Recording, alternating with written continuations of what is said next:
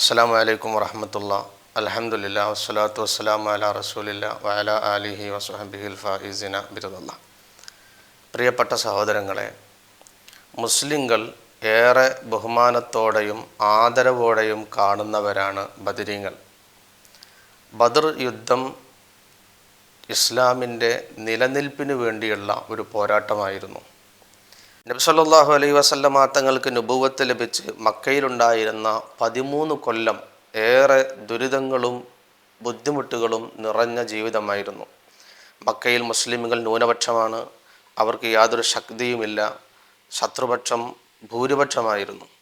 ഇസ്ലാമിക ആചാരങ്ങളോ കർമ്മങ്ങളോ പരസ്യമായി നിർവഹിക്കാൻ പോലും പറ്റാത്ത ഒരു സാഹചര്യമായിരുന്നു മക്കയിലുണ്ടായിരുന്നത്. നബി സല്ലല്ലാഹു അലൈഹി വസല്ലമ തങ്ങളുടെ കഴുത്തിൽ ചീഞ്ഞു നാറിയ ഒട്ടകത്തിൻ്റെ കുടൽമാല കൊണ്ടുവന്ന് ചാർത്തിയ സംഭവത്തെക്കുറിച്ച് തന്നെ സ്വഹാബത്ത് വിശദീകരിക്കുന്നത് കാണാം. അന്ന് ഞങ്ങൾക്ക് അത് കണ്ടു നിൽക്കാനേ കഴിഞ്ഞുള്ളൂ, പ്രതിരോധിക്കാനുള്ള ശക്തി അന്ന് ഞങ്ങൾക്കില്ലായിരുന്നു എന്ന് സ്വഹാബികൾ ആ സംഭവത്തെ അനുസ്മരിക്കുന്നത് കാണാം.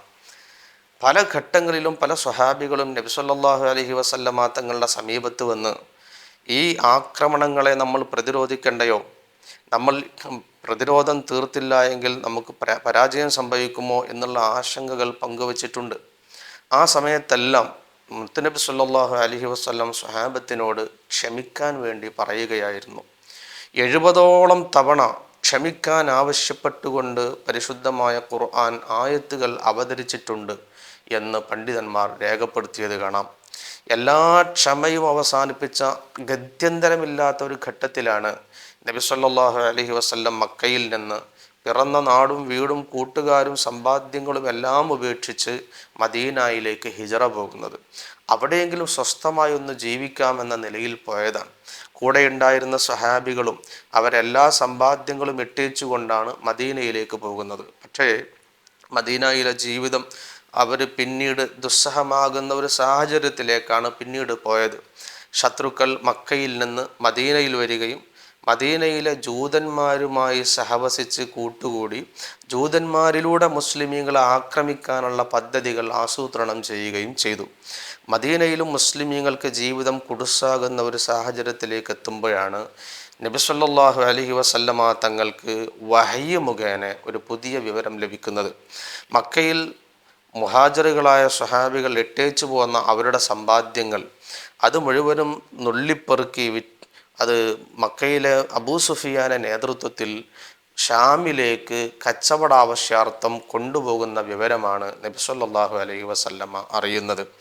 മക്കയിലെ സാമ്പത്തിക സ്രോതസ് വർഷത്തിൽ നടക്കുന്ന 2 തവണയുള്ള ഈ കച്ചവട സംഘത്തിലൂടെയാണ് ലഭിക്കുന്നത്. എല്ലാ വർഷങ്ങളും 6 മാസത്തിലൊരിക്കൽ യമനിലേക്കും അതുപോലെ ഷാമിലേക്കുമുള്ള കച്ചവട സംഘം മക്കയിൽ നിന്ന് പോകാറുണ്ട്. ആ സംഘത്തിൽ മക്കയിലെ എല്ലാ കുടുംബങ്ങൾക്കും ഷെയർ ഉണ്ടാകാറുണ്ട്. അവരുടെ എല്ലാ സാധനങ്ങളും ഈ കച്ചവട സംഘത്തെ ഏൽപ്പിക്കുകയും അവർ കൊണ്ടുപോയി നടത്തുന്ന കച്ചവടത്തിൽ നിന്ന് ലഭിക്കുന്ന വലിയ ലാഭം കൊണ്ടാണ് മക്കയിലെ ജനങ്ങൾ ജീവിച്ചു പോന്നിരുന്നത്. അതേസമയം ഈ വർഷം അബൂ സുഫിയാന്റെ നേതൃത്വത്തിൽ പോകുന്ന കച്ചവട സംഘത്തിൽ മുസ്ലിങ്ങൾ മക്കയിൽ ഇട്ടേച്ചു പോകുന്ന സമ്പാദ്യങ്ങളെല്ലാം ഒരുമിച്ച് കൂട്ടിയിരിക്കുന്നു എന്ന വിവരം നബി സല്ലല്ലാഹു അലൈഹി വസല്ലമ അറിയുകയാണ്. ഈ വിവരം അറിഞ്ഞപ്പം സ്വഹാബത്തിനോട് നബി സല്ലല്ലാഹു അലൈഹി വസല്ലമ തങ്ങൾ ഈ വിവരം പങ്കുവെച്ചു. ഇതിൽ വലിയ ആശങ്കയുണ്ട്. കാരണം ഈ സമ്പാദ്യങ്ങളെല്ലാം കൊണ്ടുപോയി വിൽപ്പന നടത്തി കിട്ടുന്ന പണം അവരെന്തിനാണ് ഉപയോഗപ്പെടുത്തുന്നത്? അവർ മദീനയിൽ വന്ന് ജൂതന്മാരെ കൂടെ കൂട്ടി മുസ്ലിമീങ്ങൾ ആക്രമിക്കാൻ വേണ്ടി ഉപയോഗപ്പെടുത്താനാണ് കൊണ്ടുപോകുന്നത്. സ്വാഭാവികമായും സ്വഹാബികൾ മുത്ത് റസൂലുള്ളാഹിയുമായി ബന്ധപ്പെട്ട് ഈ വിഷയം ചർച്ച ചെയ്തു. നമുക്ക് അബൂ സുഫിയാനിൽ നിന്ന് നമ്മളുടെ സമ്പാദ്യം തിരിച്ചു വാങ്ങണം. ഇത് അക്രമമല്ല, അനീതിയല്ല. അവരവരുടെ സ്വത്ത് മറ്റുള്ളവർ കൊള്ളലാഭത്തിന് കട്ടുകൊണ്ടുപോകുമ്പോൾ അത് പിടിച്ചെടുക്കുക എന്ന തികച്ചും ന്യായമായ ആവശ്യമായിരുന്നു നബി സല്ലല്ലാഹു അലൈഹി വസല്ലമ തങ്ങൾക്കും സ്വഹാബത്തിനും ഉണ്ടായിരുന്നത്. ആ നിലയിലാണ് സ്വഹാബികളെ കൂട്ടി നബി സല്ലല്ലാഹു അലൈഹി വസല്ലം അബൂ സുഫിയാൻ കടന്നു വരുന്ന വഴിയിലേക്ക് യാത്ര പോകുന്നത്. പക്ഷേ അബൂ സുഫിയാൻ തന്ത്രപരമായി നബിത്തങ്ങളുടെ വരവിനെ കുറിച്ച് അറിയുകയും അദ്ദേഹം മറ്റൊരു വഴിയിലൂടെ രക്ഷപ്പെട്ട് മക്കയിലെത്തുകയും ചെയ്തു. മക്കയിൽ വളരെ സന്തോഷത്തോടെ എത്തി.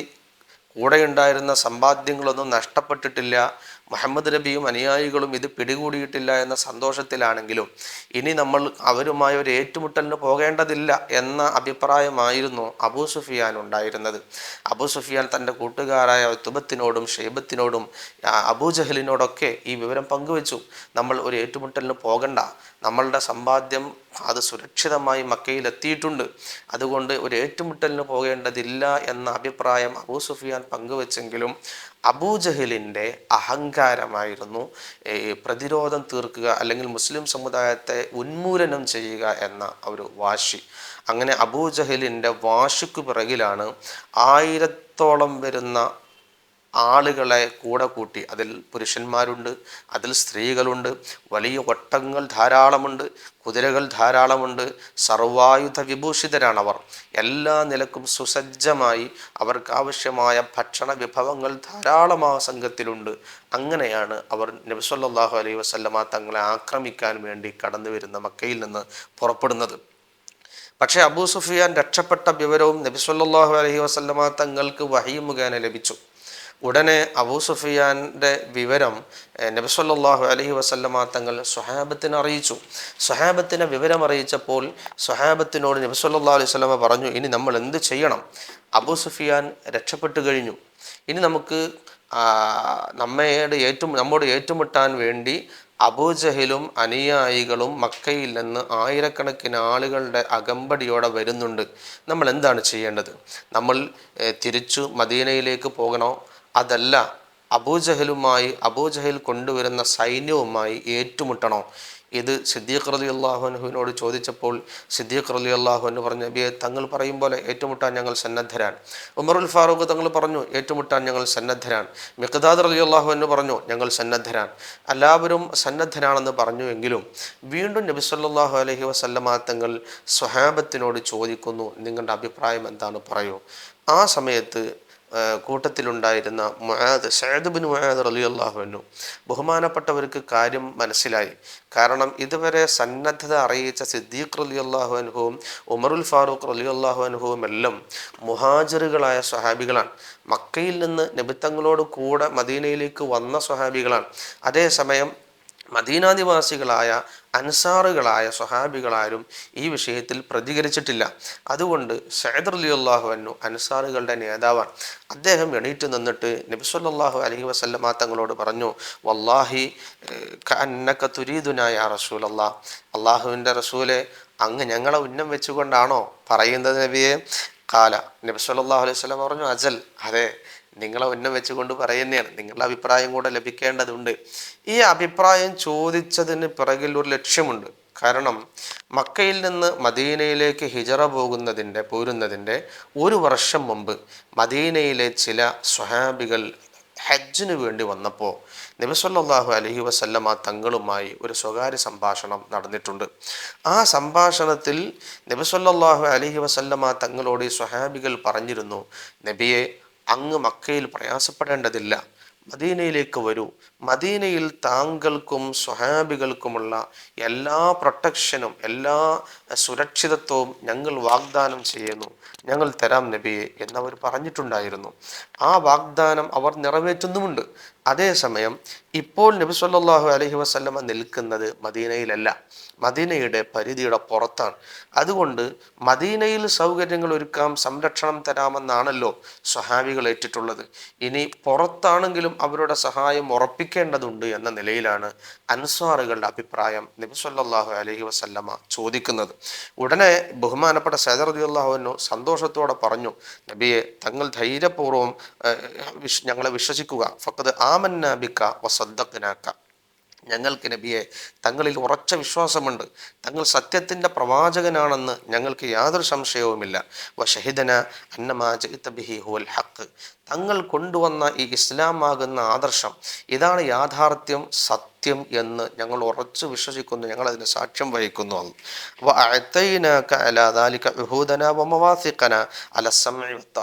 അതുകൊണ്ട് തന്നെ നബി സല്ലല്ലാഹു അലൈഹി വസല്ലമ തങ്ങൾ നിർദ്ദേശിക്കുന്ന ഏത് നിർദ്ദേശങ്ങളും അവിടുന്ന് കൽപ്പിക്കുന്ന ഏത് കൽപ്പനകളും ശിരസാ വഹിക്കാൻ ഞങ്ങൾ സന്നദ്ധരാണ് എന്ന് ഞങ്ങൾ നബിയെ തങ്ങൾ അറിയിക്കുന്നു. ഫഅംലി യാ റസൂലല്ലാഹ് ലിമാ അറത്ത, തങ്ങൾക്ക് എന്താണോ ഉദ്ദേശിക്കുന്നത് തങ്ങൾക്ക് നടപ്പാക്കാം നബിയെ. فوالذي بعثك بالحق لو استعرضت بنا هذا البحر فخلته لخلناه معك ما تخلف منا رجل واحد. നബിയെ, ഈ ബഹർ കാണിച്ചു തന്നിട്ട് ആ ബഹറിലേക്ക് തങ്ങൾ ഇറങ്ങുകയാണെങ്കിൽ ഞങ്ങൾ തങ്ങളോടുകൂടെ ഈ കടലിൽ ഉണ്ടാകും നബിയെ, ഞങ്ങളിൽ ഒരാളും പിന്മാറുകയില്ല എന്ന ഉറച്ച ഭാഷയിലുള്ള സഅദ് റളിയല്ലാഹു അൻഹുവിൻ്റെ പ്രതികരണം നബി സല്ലല്ലാഹു അലൈഹി വസല്ലമ തങ്ങൾക്ക് വലിയ ഊർജ്ജമാണ് നൽകിയത്. അൻസാറുകളും മുഹാജിറുകളുമായ എല്ലാ സ്വഹാബികളും ഒറ്റക്കെട്ടായി നബി സല്ലല്ലാഹു അലൈഹി വസല്ലമ തങ്ങൾക്ക് പിറകിൽ പാറ പോലെ ഉറച്ചു നിന്നപ്പോൾ നബി സല്ലല്ലാഹു അലൈഹി വസല്ലം അവരെയും കൂട്ടി മക്കയുടെ ഭാഗത്തേക്ക് പുറപ്പെടുകയാണ്. ചിന്തിക്കണം, നബി സല്ലല്ലാഹു അലൈഹി വസല്ലമ തങ്ങളും അനുയായികളും മദീനയിൽ നിന്ന് ഇറങ്ങിയത് യുദ്ധത്തിന് വേണ്ടിയല്ല, അവർ പ്രതിരോധത്തിന് വേണ്ടിയുമല്ല, മറിച്ച് അവരിറങ്ങിയത് അവരവരുടെ സ്വത്തുക്കൾ അപഹരിച്ചു കൊണ്ടുപോകുന്ന അബൂ സുഫിയാനിൽ നിന്ന് സ്വന്തം അവകാശങ്ങൾ ചോദിച്ചു വാങ്ങാൻ വേണ്ടി ഇറങ്ങിയവരാണ്. അതുകൊണ്ട് തന്നെ അവരാരും ആയുധധാരികളല്ല. ഒരു യുദ്ധത്തിന് ആവശ്യമായ ഒരു കോപ്പുകൂട്ടലുകളും അവർ നടത്തിയിട്ടില്ല, ഒരു സംവിധാനങ്ങളും അവരൊരുക്കിയിട്ടില്ല. ഈ നിലയിലാണ് നബി സല്ലല്ലാഹു അലൈഹി വസല്ലമയും സ്വഹാബത്തും പുറപ്പെടുന്നത്. അതേ സമയത്ത് മക്കയിൽ നിന്ന് വരുന്നവരാണെങ്കിലോ ആയിരക്കണക്കിന് സർവായുധ വിഭൂഷിതരാണ്. ഈ രണ്ട് കൂട്ടരും തമ്മിൽ സന്ധിക്കുന്നത് ബദറിൽ വെച്ചാണ്. ബദർ ഒരു കിണറിൻ്റെ പേരാണ്, ആ പ്രദേശത്തിന് മൊത്തം പിന്നീട് ആ പേര് വന്നതാണ് എന്ന് ചരിത്രകാരന്മാർ പറയുന്നുണ്ട്. വേറെയും ചില വീക്ഷണങ്ങളൊക്കെ ഉണ്ട്. ഏതായാലും ബദറിൽ വന്ന് ഇരു കൂട്ടരും സംഗമിക്കുന്നു. സുബ്ഹാനല്ലാഹ്. ആ സമയത്ത് ഈ ബദറിൽ വെച്ച് നടക്കുന്ന ഈ പോരാട്ടത്തിൻ്റെ യഥാർത്ഥ ഉത്തരവാദികൾ ആരാണ് എന്നത് ഈ സമയത്ത് വിശകലനം ചെയ്യേണ്ടതുണ്ട്. ബദറിൻ്റെ യഥാർത്ഥ ഉത്തരവാദി ആരാണ്? നബി സല്ലല്ലാഹു അലൈഹി വസല്ലമ തങ്ങളല്ല, മുസ്ലിങ്ങളല്ല, ശത്രുക്കളാണ്. എന്തുകൊണ്ട്? മുസ്ലിങ്ങൾ ജീവിച്ച അവരുടെ കിടപ്പാടം വിട്ടുകൊണ്ടാണ് അവർ മദീനയിലേക്ക് പോകുന്നത്. മദീനയിൽ സ്വസ്ഥമായി ജീവിക്കാൻ അനുവദിക്കാതെ വന്നപ്പോഴാണ് പിന്നീട് ബദർ രൂപപ്പെടുന്നത്. അപ്പോൾ സ്വന്തം നാട്ടിൽ നിന്ന് ഒരു സമൂഹത്തെ ആട്ടി ഓടിക്കുകയും അവർ അഭയാർത്ഥികളായി ചെന്നെത്തിയ പ്രദേശത്ത് പോയി വീണ്ടും അവർ ആക്രമിക്കുകയും ചെയ്യുമ്പോൾ സ്വാഭാവികമായും ആ ആക്രമികളാണ് പിന്നീടുണ്ടാകുന്ന ഏത് പോരാട്ടങ്ങളുടെയും ഉത്തരവാദികൾ. സത്യത്തിൽ ബദറിൻ്റെ യഥാർത്ഥ ഉത്തരവാദി ശത്രുക്കളാണ്, അബൂജഹലും അനുയായികളുമാണ്. ഈ ബദർ പക്ഷേ ഇസ്ലാമിക ചരിത്രത്തിൽ തുല്യതയില്ലാത്ത ഒരു അധ്യായമായി മാറുകയായിരുന്നു. ബദറുൽ കുബ്ര, ബദറുൽ ഖിതാൽ, യൗമുൽ ഫുർഖാൻ എന്നെല്ലാം ഇതിന് പിൽക്കാലത്ത് പേരറിയപ്പെട്ടിട്ടുണ്ട്. ആ ബദർ യുദ്ധത്തിൽ 14 സ്വഹാബികളാണ് രക്തസാക്ഷികളായത്. 14 സ്വഹാബികൾ രക്തസാക്ഷികളായി. മറ്റുള്ളവരിൽ പലർക്കും പരിക്കുകളേറ്റിട്ടുണ്ട്. 313 അല്ലെങ്കിൽ 319 ചരിത്രകാരന്മാർക്കിടയിലുള്ള വീക്ഷണ വ്യത്യാസം അനുസരിച്ച് ഈ 313 അല്ലെങ്കിൽ 19 സ്വഹാബികൾ, കൂടെയുള്ള സ്വഹാബികൾ, ഇവരുടെ കയ്യിൽ ആകെയുള്ളത് ഒരു 2 വാളുകൾ മാത്രമാണ്. അവരുടെ കയ്യിൽ ആകെയുള്ളത് 2 കുതിരകൾ മാത്രമാണ്. അവരുടെ കയ്യിൽ ആകെയുള്ളത് 70 ഒട്ടകങ്ങളും ഒരൽപ്പം ഈത്തപ്പഴവും മാത്രമേ കൈവശമുള്ളൂ. അതേ സമയത്ത് നബി സല്ലല്ലാഹു അലൈഹി വസല്ലമ തങ്ങൾ ബദറിൽ വെച്ച് ഈ ശത്രുപക്ഷത്തേക്ക് നോക്കിയപ്പോൾ ആയിരക്കണക്കായ ആളുകൾ എല്ലാവിധ സജ്ജീകരണങ്ങളോട് കൂടെയുമാണ് അവിടെ ഉള്ളത്. ആ സമയത്ത് നബി സല്ലല്ലാഹു അലൈഹി വസല്ലമ തങ്ങൾ അവിടെ വെച്ച് നടത്തിയ പ്രാർത്ഥനയെ മഹാനായ ഇമാം മുസ്ലിം റളിയല്ലാഹു അൻഹു അവിടുത്തെ സ്വഹീഹിൽ ഉദ്ധരിക്കുന്നത് കാണാം. മഹാനായ ഉമർ ഇബ്നുൽ ഖത്താബ് റളിയല്ലാഹു അൻഹു പറയുകയാണ്, ലമ്മാ കാന യൗമു ബദരിൻ നളറ റസൂലുള്ളാഹി സ്വല്ലല്ലാഹു അലൈഹി വസല്ലമ ഇലൽ മുശ്രിക്കീൻ. ബദറിൻ്റെ അന്ന് നബി സല്ലല്ലാഹു അലൈഹി വസല്ലമ തങ്ങൾ മുശ്രിക്കീങ്ങളിലേക്ക് നോക്കി, ശത്രുപക്ഷത്തേക്ക് നോക്കിയപ്പോൾ വഹും ഉലൂഫ്, അവർ ആയിരക്കണക്കിന് ആളുകളാണ്. വഅസ്ഹാബുഹു 319 റജുലൻ. അതേസമയം നബി സല്ലല്ലാഹു അലൈഹി വസല്ലമയുടെ അനുയായികളാണെങ്കിലോ 319 ആളുകൾ മാത്രമാണ് കൂടെ ഉള്ളത്. മറുപക്ഷം 2 ഇരട്ടിയാണ്, ആയിരക്കണക്കിന് ആളുകൾ, അവർ സർവായുധരുമാണ്. ഫസ്തഖബല നബിയുല്ലാഹി സ്വല്ലല്ലാഹു അലൈഹി വസല്ലം അൽ ഖിബ്ല. ആ സമയത്ത് നബി സ്വല്ലല്ലാഹു അലൈഹി വസല്ലം നേരെ ഖിബ്ലയുടെ ഭാഗത്തേക്ക് തിരിഞ്ഞു നിന്നു. സുമ്മ മദ്ദ യദൈഹി, എന്നിട്ട് രണ്ട് കൈകളും നീട്ടിപ്പിടിച്ചു. ഫജഅല യഹ്തിഫു ബിറബ്ബിഹി, എന്നിട്ട് അല്ലാഹുവിനെ വിളിച്ചിട്ട് നബി സ്വല്ലല്ലാഹു അലൈഹി വസല്ലം ദുആ ചെയ്യുകയാണ്. അല്ലാഹുമ്മ അൻജിസ് ലി മാ വഅദ്തനി, അല്ലാഹുമ്മ ആതി മാ വഅദ്തനി. അല്ലാഹുവേ, നീ നൽകിയ കരാർ പാലിക്കണേ, നീ എന്നോട് ചെയ്ത ഉടമ്പടി പാലിക്കണേ. അല്ലാഹുമ്മ ഇൻ തുഹ്ലിക ഹാദിഹിൽ ഇസാബത മിനൽ ഇസ്ലാം ലാ തുഅബദ് ഫിൽ അർള്. ഭൂമിയിൽ പിന്നീട് ഈ ചെറിയ മുസ്ലിം സംഘത്തെ നീ നശിപ്പിച്ചു കഴിഞ്ഞാൽ പിന്നീട് ഭൂമി ലോകത്ത് നിന്നെ ആരാധിക്കാൻ പറ്റിയ ഒരാളും ഉണ്ടാവുകയില്ല എന്ന് നബി സല്ലല്ലാഹു അലൈഹി വസല്ലം ദുആ ചെയ്യുകയാണ്. അതിനുശേഷം രണഭൂമിയിലേക്ക് നബി തങ്ങൾ ഇറങ്ങി. നാളെ പോരാട്ടം നടക്കുന്നു. ഇന്ന് രാത്രി രണഭൂമിയിൽ സ്വഹാബത്തിനെ കൂട്ടി ഇറങ്ങി. ആ സമയത്ത് നബി സല്ലല്ലാഹു അലൈഹി വസല്ലമ ഓരോ സ്ഥലങ്ങൾ കാണിച്ചു കൊടുത്തുകൊണ്ട് ഹാദാ മസ്റഉ ഫുലാൻ, ഹാദാ മസ്റഉ ഫുലാൻ, ഹാദാ മസ്റഉ ഫുലാൻ, ഇത് ഇന്ന വ്യക്തി വീഴാനുള്ള സ്ഥലമാണ്, ഇന്നാൾ ഇവിടെ വീഴും, അബൂജഹൽ ഇവിടെ വീഴും, ഉത്ബത്ത് ഇവിടെ വീഴും, ഷൈബത്ത് ഇവിടെ വീഴും. ഇങ്ങനെ ശത്രുപക്ഷത്തിലെ പ്രമുഖരായ ആളുകളെ മുഴുവൻ എണ്ണി അവർ വീഴുന്ന സ്ഥലങ്ങൾ നബിത്തങ്ങൾ നേരത്തെ ലൊക്കേറ്റ് ചെയ്തു കൊടുക്കുകയാണ്. ഈ യുദ്ധം കഴിഞ്ഞ ശേഷം സ്വഹാബത്ത് അത് സാക്ഷ്യപ്പെടുത്തുന്നുണ്ട്. യുദ്ധം കഴിഞ്ഞ് ഞങ്ങൾ രണഭൂമിയിൽ ഇറങ്ങിയപ്പോൾ തലേ ദിവസം നബി സല്ലല്ലാഹു അലൈഹി വസല്ലമ തങ്ങൾ പറഞ്ഞ അതേ സ്ഥലങ്ങളിൽ തന്നെ അവർ വീണ് കിടക്കുന്നത് ഞങ്ങൾക്ക് കാണാൻ കഴിഞ്ഞു എന്ന് സ്വഹാബത്ത് സാക്ഷ്യപ്പെടുത്തുന്നുണ്ട്. ഞാൻ പറഞ്ഞു വരുന്നത്, നബി സല്ലല്ലാഹു അലൈഹി വസല്ലമ തങ്ങൾ ഈ യുദ്ധം നടത്തിയപ്പോൾ 313 അല്ലെങ്കിൽ 19 ആളുകളെ യുദ്ധത്തിനുണ്ടായിരുന്നുള്ളൂ എങ്കിലും അവർക്ക് വലിയ സഹായം മലക്കുകളുടെ ഭാഗത്ത് നിന്ന് മലക്കുകളിലൂടെ അള്ളാഹു നൽകിയിട്ടുണ്ട്. നബി സല്ലല്ലാഹു അലൈഹി വസല്ലമ തങ്ങൾ രണഭൂമിയിൽ നടത്തിയ ദുആ അള്ളാഹു സ്വീകരിക്കുന്നു. അങ്ങനെ അള്ളാഹു തആല പ്രതിസന്ധി ഘട്ടത്തിൽ മലക്കുകളെ അയച്ചുകൊണ്ടാണ് ബദറിൽ സഹായിക്കുന്നത്. അതേക്കുറിച്ച് പരിശുദ്ധമായ ഖുർആൻ വാചാലമാകുന്നുണ്ട്. അള്ളാഹു പറയുകയാണ്, വലഖദ് നസറക്കുമുല്ലാഹു ബിബദരിൻ വഅൻതും അദില്ല. നിങ്ങൾ ന്യൂനപക്ഷമായിരുന്ന, നിങ്ങൾ ദുർബലരായിരുന്ന സമയത്ത് നിങ്ങൾക്ക് അള്ളാഹു ബദറിൽ വലിയ സഹായം നൽകിയിട്ടുണ്ടല്ലോ. ഫത്തഖുല്ലാഹ ലഅല്ലക്കും തഷ്കുറൂൻ. നിങ്ങൾ അതുകൊണ്ട് അള്ളാഹുവിനെ സൂക്ഷിച്ച് ജീവിക്കണം, നിങ്ങൾക്ക് നന്ദിയുള്ളവരായി ജീവിക്കാൻ കഴിയും. ഇത് തഖൂലു ലിൽ മുഅ്മിനീന അലൻ യക്ഫിയക്കും അൻ യുമിദ്ദക്കും റബ്ബുക്കും ബിസലാസതി ആലാഫിൻ മിനൽ മലായികതി മുൻസിലീൻ. നബി സല്ലല്ലാഹു അലൈഹി വസല്ലമ തങ്ങളോട് അള്ളാഹു ചോദിക്കുകയാണ്, നബിയെ, തങ്ങൾ ആലോചിച്ചു നോക്കൂ, തങ്ങളെ കൂടെ ഉണ്ടായിരുന്ന ആളുകളോട് 3000-ഓളം വരുന്ന മലക്കുകളെ പറഞ്ഞയച്ചുകൊണ്ട് അള്ളാഹു നിങ്ങൾക്ക് സഹായിക്കണോ എന്ന് തങ്ങൾ ചോദിച്ച ഒരു സമയം, ആ സമയം ആലോചിച്ചു നോക്കൂ നബിയെ. എന്നിട്ട് എന്തുണ്ടായി? ബല ഇൻ തസ്ബിറു വതത്തഖു വയഅതൂകും മിൻ ഫൗരിഹിം ഹാദാ യുംദിദുകും റബ്ബുകും ബിഖംസതി ആലാഫിൻ മിനൽ മലായികത്തി മുസവ്വിമീൻ. 5000-ഓളം മലക്കുകളെ പറഞ്ഞയച്ചുകൊണ്ടാണ് ബദറിൽ മുസ്ലിം സമുദായത്തെ അള്ളാഹു സംരക്ഷിച്ചത്. സ്വാഭാവികമായും ഇവിടെ സംശയിക്കേണ്ട ഒരു ചോദ്യത്തിന് സാധ്യതയുണ്ട്. അഥവാ ബദറിൽ എന്തിനാണ് അള്ളാഹു തആല 5000-ഓളം മലക്കുകളെ പറഞ്ഞയച്ചത്? അതിൻ്റെ ആവശ്യമുണ്ടോ? ഒരു മലക്കിനെ പറഞ്ഞയച്ചാൽ തന്നെ ശത്രുപക്ഷത്തെ തുരത്താൻ അത് തന്നെ ധാരാളമാണല്ലോ. വേണ്ട, മലക്കുകളെ തന്നെ പറഞ്ഞയക്കാതെ അള്ളാഹു തന്നെയും നേരിട്ട് ശത്രുപക്ഷത്തെ പരാജയപ്പെടുത്താൻ കഴിവുള്ളവനാണ്. അള്ളാഹുവിൻ്റെ നേരിട്ടുള്ള സഹായം ലഭിക്കാൻ അവിടെ ഏത് നിലക്കും പറ്റുമെന്നിരിക്കെ പിന്നെന്തിനാണ് അള്ളാഹു മലക്കുകളെ പറഞ്ഞയച്ചത്? ഒന്ന്, അവർക്ക് നബി സല്ലല്ലാഹു അലൈഹി വസല്ലമ തങ്ങൾക്ക് അള്ളാഹു നേരിട്ട് സഹായിക്കാൻ കഴിയുമെങ്കിൽ തന്നെയും സൃഷ്ടികൾ മുഖേനയും സഹായം ലഭിക്കുമെന്ന ഒരു പാഠം അവിടെ മുസ്ലിം ലോകത്തിന് അള്ളാഹു നൽകുകയാണ്. അള്ളാഹുവിനെ വിളിച്ചുകൊണ്ട് റസൂലുള്ളാഹി സ്വല്ലല്ലാഹു അലൈഹി വസല്ലമ തങ്ങൾ സഹായം ചോദിച്ചു.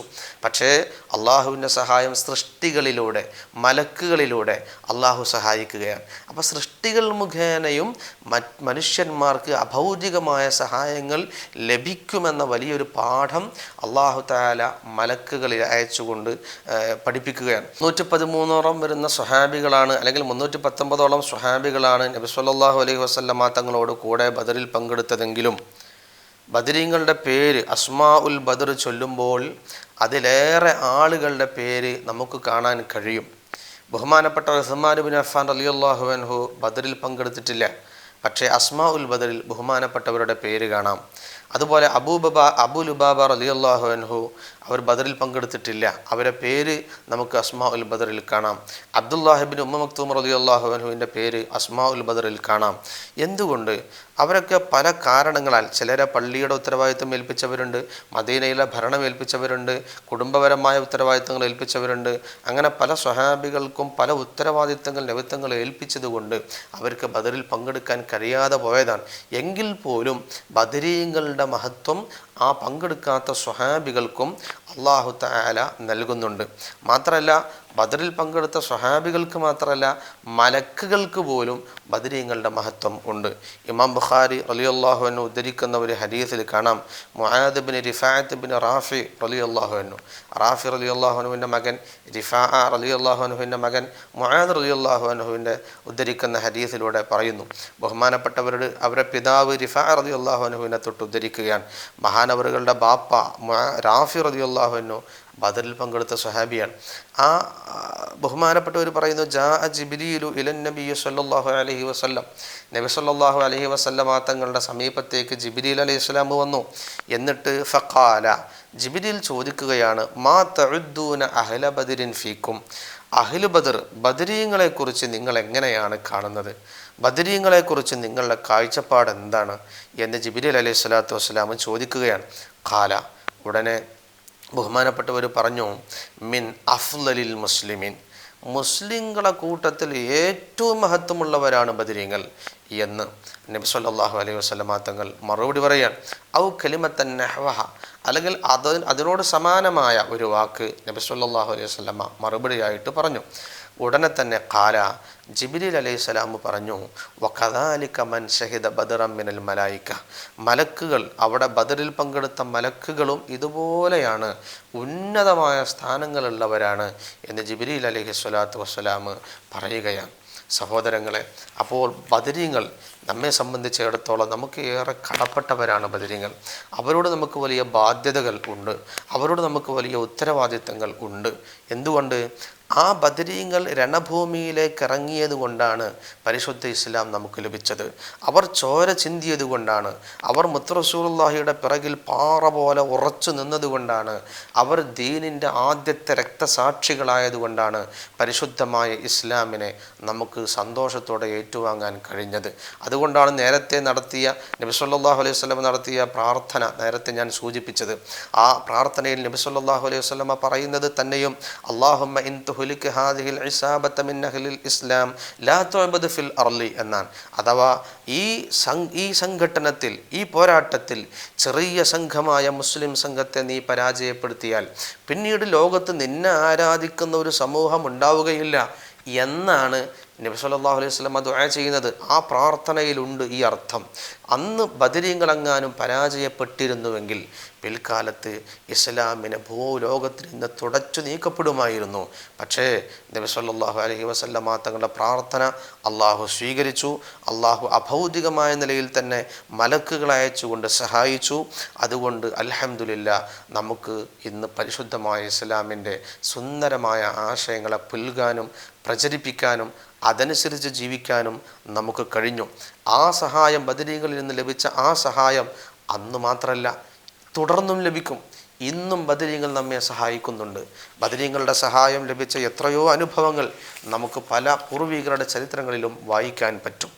അതുകൊണ്ട് തന്നെ ഏത് പ്രതിസന്ധി ഘട്ടങ്ങളിലും ഏത് ബുദ്ധിമുട്ടുകൾ വരുമ്പോഴും ബദരീങ്ങളെ തവസ്സുൽ ചെയ്ത് അവരെ ഇടയാളന്മാരാക്കി അള്ളാഹുവിനോട് ദുആ ചെയ്താൽ, അല്ലെങ്കിൽ ആ ബദരീങ്ങളോട് സഹായം അഭ്യർത്ഥിച്ചാൽ അവർക്ക് സഹായിക്കാൻ കഴിയും.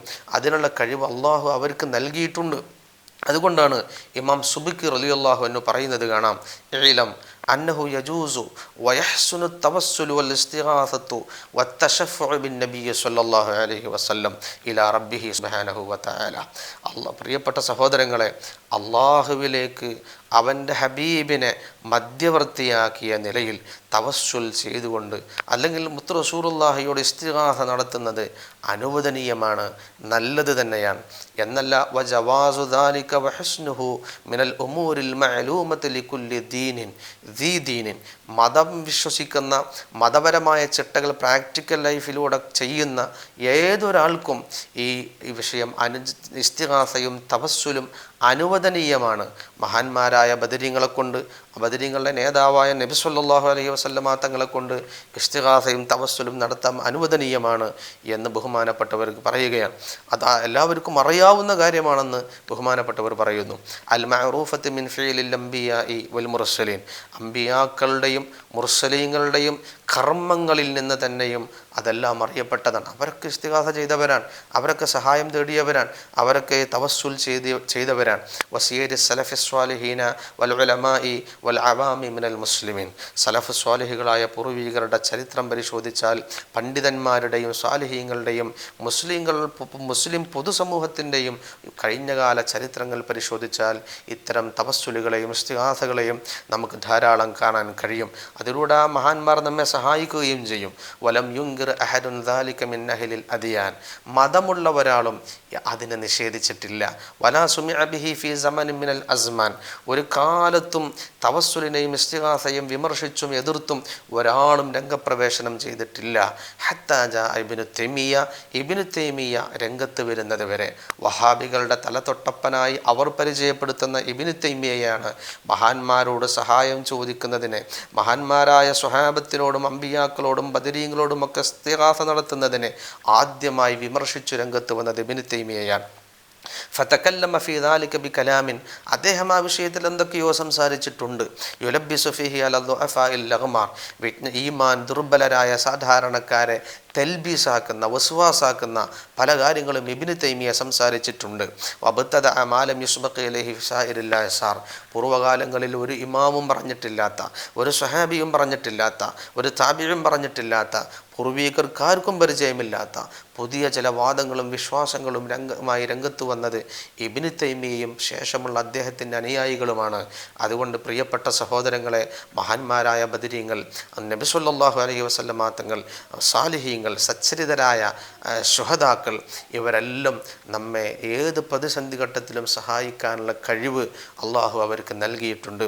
അവരെ വഫാത്തോടുകൂടെ മരിച്ചുപോയി എന്ന് നമ്മൾ വിശ്വസിക്കരുത്. വലാ തഹ്സബന്നല്ലദീന ഖുതിലൂ ഫീ സബീലില്ലാഹി അംവാതൻ ബൽ അഹ്യാഉൻ ഇൻദ റബ്ബിഹിം യുർസഖൂൻ, അള്ളാഹുവിൻ്റെ മാർഗത്തിൽ യുദ്ധം ചെയ്ത് കൊല ചെയ്യപ്പെട്ടു പോയ ആളുകൾ അവർ മരിച്ചുപോയി എന്ന് നമ്മൾ വിശ്വസിക്കാൻ പാടില്ല. അവരങ്ങനെ മരിച്ചുപോയവരല്ല. ബൽ അഹ്യാഉൻ, അവർക്ക് ജീവനുണ്ടെന്ന് പരിശുദ്ധമായ ഖുർആൻ പറയുന്നു. ജീവനുള്ളവർക്ക് റിസ്ക് വേണം, ഭക്ഷണം വേണം. ഇൻദ റബ്ബിഹിം യുർസഖൂൻ, അവരുടെ രക്ഷിതാവിൻ്റെ ഭാഗത്ത് നിന്ന് അവർക്കാവശ്യമായ റിസ്കുകൾ നൽകിക്കൊണ്ടിരിക്കുന്നു എന്ന് പരിശുദ്ധമായ ഖുർആൻ സാക്ഷ്യപ്പെടുത്തുമ്പോൾ ശുഹദാക്കൾ മരിച്ചു മണ്ണോട് ചേർന്നു എന്ന് ഒരു നിലക്കും നമ്മൾ വിശ്വസിക്കാൻ പാടില്ല. അവരിന്നും ജീവിച്ചിരിക്കുന്നവരാണ്. മാത്രമല്ല, ഈ ആയത്ത് അവതരിപ്പിക്കാനുണ്ടായ പാശ്ചാത്തലം തന്നെ മഹാനായ അബൂദാവൂദ് റളിയല്ലാഹു അൻഹു സഹീഹായ പരമ്പരയിലൂടെ ഉദ്ധരിക്കുന്നത് നമുക്ക് കാണാം. ബഹുമാനപ്പെട്ടവർ അബ്ദുല്ലാഹിബ്നു അബ്ബാസ് റളിയല്ലാഹു അൻഹുവിനെ തൊട്ടുദ്ധരിക്കുന്നു. അവർ പറയാണ്, നബി സല്ലല്ലാഹു അലൈഹി വസല്ലമ തങ്ങൾ പറഞ്ഞിട്ടുണ്ട്, എന്ത്? ലമ്മ ഉസീബ ഇഖ്വാനുക്കും ബി ഉഹദിൻ, ഉഹദിൽ വെച്ച് നിങ്ങളുടെ സഹോദരന്മാർ രക്തസാക്ഷികളായപ്പോൾ, ജഅലല്ലാഹു അർവാഹഹും ഫീ ജൗഫി ത്വയ്രിൻ ഖുദരിൻ, ഒരു പച്ച പക്ഷിയുടെ ഉള്ളിൽ അവരുടെ ആത്മാക്കളെ അള്ളാഹു നിക്ഷേപിച്ചു. ഉഹദിൽ രക്തസാക്ഷികളായ സ്വഹാബികളുടെ ആത്മാക്കളെ പച്ച നിറത്തിലുള്ള പക്ഷികളുടെ ഉള്ളിൽ അള്ളാഹു നിക്ഷേപിക്കുകയാണ്. ആ പക്ഷികൾ എവിടെയാണ്? തെരുതു അൻഹാറൽ ജന്ന, സ്വർഗത്തിലെ അരുവികളിലൂടെ അവർ പാറിക്കളിക്കുകയാണ്. തഅകുലു മിൻ സിമാരിഹാ വതഅവി ഇലാ ഖനാദീല മിൻ ദഹബിൻ മുഅല്ലഖത്തിൻ ഫീ ദില്ലിൽ അർശി, ആ സ്വർഗത്തിലെ പഴങ്ങൾ അവർ കഴിക്കുന്നു. അവിടെ അർശിൻ്റെ താഴെ തൂക്കിയിടപ്പെട്ട വർണ്ണാഭമായ വിളക്കുകൾക്ക് ചുറ്റും അവർ പാറി നടക്കുകയാണ്. ഫലമ്മാ വജദു തീബ മഅകലിഹിം വമശ്റബിഹിം വമഖീലിഹിം ഖാലൂ മൻ യുബല്ലിഗു ഇഖ്വാനനാ അന്നാ അഹ്യാഉ ഫിൽ ജന്നത്തി നുറസ്സഖു ലിഅല്ല, അവർ പറയുന്നു, ഈ സ്വർഗത്തിലെ സ്വാദിഷ്ടമായ വിഭവങ്ങൾ, രുചികരമായ പാനീയങ്ങൾ, അവിടുത്തെ ആസ്വാദ്യകരമായ വിശ്രമങ്ങൾ, ഇതെല്ലാം ആസ്വദിച്ച് സന്തോഷപുളകിതരായി അവർ ചോദിക്കുകയാണ്, ആരാണ് ഇതൊക്കെ നമ്മളെ കൂട്ടുകാരെ ഒന്ന് അറിയിക്കുക? നമ്മളുടെ വേർപാടിൽ വിരഹവേദനയിൽ ദുഃഖിച്ചുകൊണ്ടിരിക്കുന്ന സഹോദരങ്ങളെ നമ്മൾ അനുഭവിക്കുന്ന ഈ സന്തോഷം ആരാണെന്ന് അറിയിച്ചു കൊടുക്കുക. അല്ലാ യസ്ഹദു ഫിൽ ജിഹാദി വലാ യൻകലു ഇൻദൽ ഹർബി. അങ്ങനെ ഈ സന്തോഷം ഞങ്ങൾ അനുഭവിക്കുന്ന ഈ ആസ്വാദനങ്ങളും സന്തോഷങ്ങളും ഞങ്ങളുടെ കൂട്ടുകാരറിയുമ്പോഴാണ് അവർക്ക് രണഭൂമിയിലേക്ക് വരാൻ ഊർജ്ജമുണ്ടാവുക. യുദ്ധമെന്ന് കേൾക്കുമ്പോൾ അവർ ഭീരുക്കളായി പോകാതിരിക്കാൻ ആരാണ് ഇതൊക്കെ ഒന്ന് അറിയിച്ചു കൊടുക്കുക എന്ന് അവർ പരസ്പരം സംസാരിച്ചു കൊണ്ടിരിക്കുമ്പോൾ ഫഖാല അല്ലാഹു സുബ്ഹാന അന ഉബല്ലിഗുഹും അൻകും. അള്ളാഹു പറയണവരോട്, നിങ്ങളുടെ ഈ വർത്തമാനം ഞാൻ അവരെ അറിയിക്കാം എന്ന് അള്ളാഹു പറയുന്നു. അങ്ങനെ ഖാല, നബി സല്ലല്ലാഹു അലൈഹി വസല്ലം പറഞ്ഞു, ഫഅൻസലല്ലാഹ്. അങ്ങനെയാണ് ഈ ആയത്ത് അള്ളാഹു അവതരിപ്പിക്കുന്നത്. വലാ തഹ്സബന്നല്ലദീന ഖുതിലു ഫീ സബീലില്ലാഹി അംവാത. അള്ളാഹുവിൻ്റെ മാർഗത്തിൽ കൊല ചെയ്യപ്പെട്ടു പോയ ആളുകൾ മരിച്ചുപോയവരാണെന്ന് ധരിക്കരുതേ, അവർക്ക് ജീവനുണ്ട്, അവർ ഭക്ഷണം കഴിക്കുന്നുണ്ട് എന്ന് അള്ളാഹു പരിശുദ്ധമായ ഖുർആനിൽ അർത്ഥശങ്കക്കിടയില്ലാത്ത വിധം പ്രഖ്യാപിച്ചു കഴിഞ്ഞു. അതുകൊണ്ട് സഹോദരങ്ങളെ, ആ ബദരീങ്ങളെ പേര് പറയൽ, അവരെ അനുസ്മരിക്കൽ, അവരുടെ ഇസ്മുകൾ ചൊല്ലൽ, ഇതൊക്കെ ഇബാദത്താണ്, ദോഷം പൊറുക്കുന്നതാണ്. ദിക്റുസ്വാലിഹീന കഫാറത്തുൻ. സാലിഹീങ്ങളുടെ പേര് പറയുന്നത് നമ്മൾ ചെയ്തു പോയ പാപങ്ങൾ പൊറുക്കാൻ കാരണമാകും. ബദരീങ്ങളുടെ നേതാവായ നബി സല്ലല്ലാഹു അലൈഹി വസല്ലമ തങ്ങളുടെ പേര് പറഞ്ഞുകൊണ്ടാണ് ബദരീങ്ങളുടെ പേര് ബാക്കി നമ്മൾ പറയുന്നത്. ദിക്റുൽ അംബിയാ ഇബാദ. പ്രവാചകന്മാരുടെ പേര് പറയുന്നത് ആരാധനയാണെന്ന് നബി സല്ലല്ലാഹു അലൈഹി വസല്ലമ പറഞ്ഞിട്ടുണ്ട്. അതുകൊണ്ട് ബദരീങ്ങളെ തവസ്സുലാക്കുക, അവരുടെ ഇസ്മുകൾ എപ്പോഴും ചൊല്ലുക. പ്രതിസന്ധി ഘട്ടങ്ങളിൽ ബദരീങ്ങളെ കൊണ്ട് അള്ളാഹുവിനോട് തവസ്സുൽ ചെയ്യുക. അള്ളാഹു നമ്മുടെ എല്ലാ പ്രയാസങ്ങളും ബദരീങ്ങളിലൂടെ നമ്മെ സഹായിക്കും. അള്ളാഹുവിനെ നേരിട്ട് സഹായിക്കാൻ കഴിയാത്തത് കൊണ്ടല്ല, വിശുദ്ധ ഖുർആൻ അള്ളാഹു നേരിട്ട് നമ്മുടെ കയ്യിൽ തന്നതല്ലല്ലോ, മുത്ത് റസൂലുള്ളാഹിയിലൂടെ അവതരിപ്പിച്ചു തന്നതല്ലേ. അതുകൊണ്ട് മഹാന്മാരെ, സാലിഹീങ്ങളെ, ശുഹദാക്കളെ, നമ്മുടെ സഹായത്തിന് വേണ്ടി അള്ളാഹു നിശ്ചയിച്ച ഇത്തരം മാധ്യമങ്ങളെ നമുക്ക് ഉപയോഗപ്പെടുത്താം. അള്ളാഹു ബദരീങ്ങളെ കൊണ്ട് നമ്മെ സഹായിക്കട്ടെ, അവരുടെ ദറജ അള്ളാഹു വർദ്ധിപ്പിക്കട്ടെ.